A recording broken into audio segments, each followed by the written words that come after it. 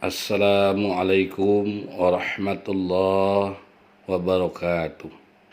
Alhamdulillah, syukurillah, la hawla wa la quwwata illa billahil aliyil azim. Asyhadu an la ilaha illallah wa asyhadu anna Muhammadan abduhu wa rasulah nabiyya ba'da amma ba'd. Pada kesempatan kali ini saya ingin menyampaikan pendidikan agama Islam dan budi pekerti yang mengambil subtema berpikir kritis dan berdemokratis untuk tingkatan SMA Islam Azhariyah Kota Lubuk Linggau. Quran Surah Al-Imran ayat 190 sampai 191 tentang berpikir kritis. Bismillahirrahmanirrahim. Inna fi khalqis samawati wal ard wa ikhtilafil laili wan nahari la ayatil liulil albab allazina yazkuruna Allaha qiyaman wa qu'udan wa 'ala junubihim wa yatafakkaruna fi khalqis samawati wal ard rabbana ma khalaqta hadza batila subhanaka wa qina adzabannar. Shadaqallahul azim. Terjemahannya, sesungguhnya dalam penciptaan langit dan bumi dan silih bergantinya malam dan siang terdapat tanda-tanda bagi orang-orang yang berakal, yaitu orang-orang yang mengingat Allah sambil berdiri atau duduk atau dalam keadaan berbaring, dan mereka memikirkan tentang penciptaan langit dan bumi seraya berkata, ya Tuhan kami, tiadalah Engkau menciptakan ini dengan sia-sia. Maha suci Engkau, maka peliharalah kami dari siksaan neraka. Quran Surat Al-Imran ayat 190 sampai 191. Mengidentifikasi hukum bacaan tajwid. Di sini terlihat ada 4 kolom. Kolom pertama nomor, kedua lafaz, ketiga hukum, keempat alasan. Salah satunya saya contohkan dengan lafaz khalqis samawat idgham samsiyah. Terdapat huruf alif, lam diikuti huruf sin. Kemudian selanjutnya nomor 2 dan 3 dapat dilihat pada kolom berikutnya. Kosakata baru. Di sini saya bacakan lafaznya. Allazina yazkuruna Allah. Artinya orang-orang yang mengingat Allah.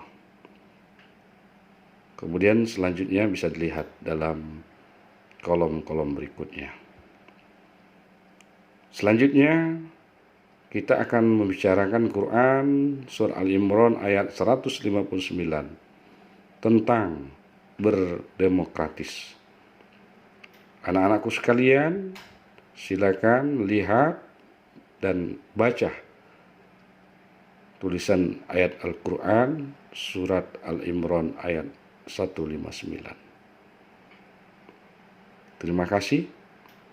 Artinya, maka disebabkan rahmat dari Allah lah kamu berlaku lemah lembut terhadap mereka. Sekiranya kamu bersikap keras, lagi berhati kasar, tentulah mereka menjauhkan diri dari sekelilingmu. Karena itu, maafkanlah mereka. Mohonkanlah ampun bagi mereka dan bermusyawarahlah dengan mereka dalam urusan itu. Kemudian apabila kamu telah membulatkan tekad, maka bertawakallah kepada Allah. Sesungguhnya Allah menyukai orang-orang yang bertawakal kepadanya. Kemudian kita lihat kosakata. Ada lafaz dan arti. Fabima rahmatim maka dengan sebab rahmat minallah, dari Allah. Kemudian silakan dilihat kolom berikutnya. Selanjutnya, identifikasi tajwid. Terlihat dari 4 kolom, nomor lapas, hukum bacaan dan alasan. Salah satunya saya contohkan, rahmatim idgham bi gunah. Terdapat kasrah tanwin bertemu dengan huruf min. Kemudian lapas nomor 2, nomor 3, nomor 4 bisa dibaca dan dipahami. Kemudian selanjutnya saya akan menjelaskan asbabun nuzul. Yang pertama, Quran Surah Al-Imran ayat 190 sampai 191. At-Tabrani dan Ibnu Abi Hatim meriwayatkan dari Ibnu Abbas. Dia berkata, orang-orang kafir Quraisy mendatangi orang-orang Yahudi dan bertanya kepada mereka, apa tanda-tanda yang dibawa Musa kepada kalian? Orang-orang Yahudi itu menjawab, tongkat dan tangan yang putih bagi orang-orang yang melihatnya. Lalu orang-orang Quraisy itu mendatangi orang-orang Nasrani dan berkata kepada mereka, apa tanda-tanda yang diperlihatkan Isa? Mereka menjawab, dia dulu menyembuhkan orang yang buta, orang yang sakit kusta, dan menghidupkan orang mati. Lalu mereka mendatangi Nabi Sallallahu Alaihi Wasallam lalu berkata kepada beliau, berdoalah kepada Tuhanmu untuk mengubah Bukit Safa menjadi emas untuk kami. Lalu beliau berdoa, maka turunlah firman Allah, Quran Surat Al-Imran ayat 190 ini. Kemudian asbabul nuzul Quran Surat Al-Imran ayat 159, di mana kita melansir dari berbagai sumber. Ayat 159 surah Al-Imran ini diturunkan ketika perang Uhud yang melibatkan kaum muslimin di Madinah dan kaum kafir Quraisy di konon. Pecahnya perang yang terjadi di tahun 625 Masehi ini tidak luput dari kekalahan kaum kafir Quraisy dalam perang Badar setahun sebelumnya. Semangat kaum muslimin untuk berperang sedang berkobar. Bahkan tak sedikit sebagian pasukan yang mendurhakai perintah Rasulullah. Saat perang berlangsung, kaum muslimin yang sebelumnya memenangkan peperangan pun terpaksa terpukul mundur. Bahkan sebagian besar pasukan meninggalkan Rasulullah sallallahu alaihi wasallam dalam kepungan musuh. Tersisa beberapa sahabat yang masih setia melindungi Rasulullah. Hingga akhirnya ayat ini diturunkan untuk menenangkan dan menyenangkan Rasulullah. Tidak hanya itu, ayat ini juga telah menyadarkan kepada kaum muslimin terhadap nikmat Allah Subhanahu wa taala yang berupa Rasulullah sallallahu alaihi wasallam dengan akhlaknya yang sangat mulia, lemah lembut, pemaaf, tawakal, dan pandai bermusyawarah. Penjelasan kandungan ayat tersebut. 1. Pemikiran terciptanya siang dan malam, serta silih bergantinya secara teratur, menghasilkan perhitungan waktu bagi kehidupan manusia. Semua itu menjadi tanda kebesaran Allah Subhanahu wa taala bagi orang-orang yang berakal sehat. Kedua, tidak ada satupun ciptaan Tuhan yang sia-sia, karena semua ciptaannya adalah inspirasi bagi orang-orang berakal. Yang ketiga, ciri khas orang-orang berakal yaitu apabila memperhatikan sesuatu selalu memperoleh manfaat dan terinspirasi oleh tanda-tanda kebesaran Allah Subhanahu wa taala di alam ini. Keempat, selalu ingat Allah sallallahu alaihi wasallam dalam segala keadaan, baik waktu berdiri, duduk, maupun berbaring. Kesimpulan surah Al-Imran ayat 190 dan 191, yaitu tentang orang-orang yang tidak hanya berpikir, namun dibarengi juga dengan berzikir kepada Allah dalam segala keadaan, yang kemudian bisa menyadari kesucian Allah dan menyadari kelemahan dirinya sendiri sebagai makhluk ciptaan Allah. Selanjutnya, penjelasan ayat surah Al-Imran ayat 159. Isi kandungannya yang pertama, menjelaskan bahwa meskipun dalam keadaan genting, tetapi Rasulullah tetap lemah lembut dan tidak marah terhadap para pelanggar. Yang kedua, memaafkan dan memohon ampun untuk mereka.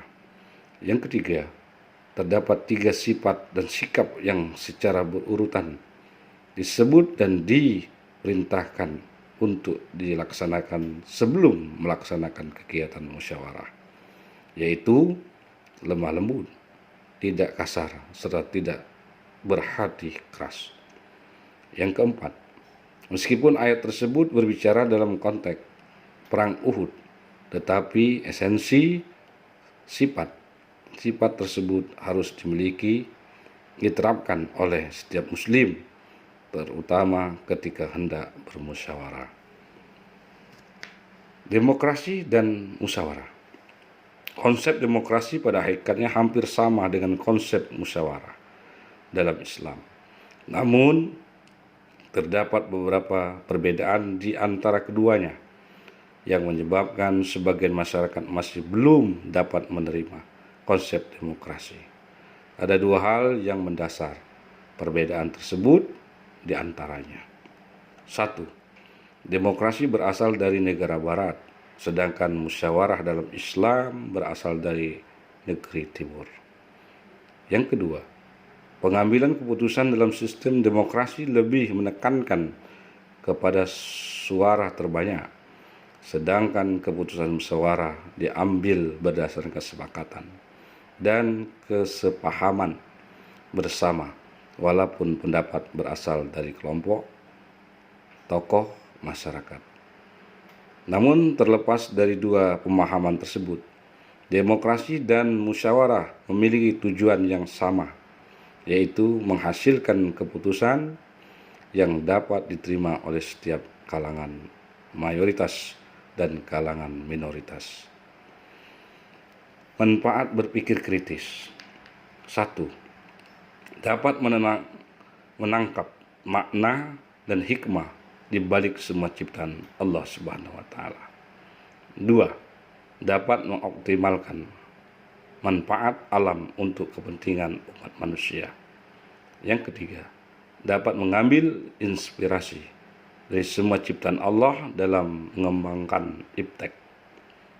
Yang keempat, mengantisipasi terjadinya bahaya dengan memahami gejala dan fenomena alam. 5. Makin bertambahnya keyakinan tentang adanya hari pembalasan. Yang keenam, makin termotivasi untuk menjadi orang yang visioner. Manfaat berdemokrasi dalam Islam. 1. Kita tidak boleh berkata keras hati dan bertindak kasar dalam menyelesaikan suatu permasalahan, tetapi harus bertindak dengan hati yang lemah lembut.